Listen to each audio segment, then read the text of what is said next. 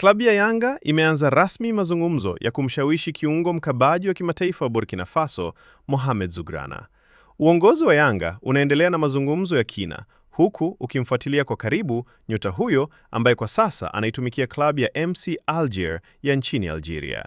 Zugrana ni mmoja wa viungo wakabaji wanaoheshimika barani Afrika kutokana na uwezo wake mkubwa wa kukaba, kuvunja mashambulizi ya wapinzani, kupora mipira na kuanzisha mashambulizi kutoka katikati ya uwanja.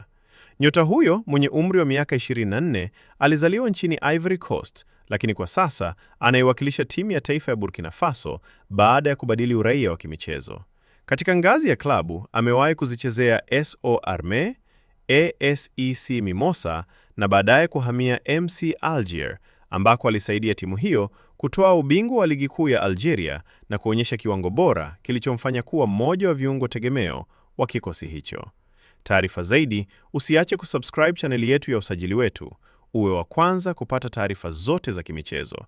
Pia tunapatikana kwenye mitandao yote ya kijamii: Facebook, Instagram, TikTok pamoja na Twitter kwa jina la Usajili Wetu. Jina langu ni Shabby Graphics.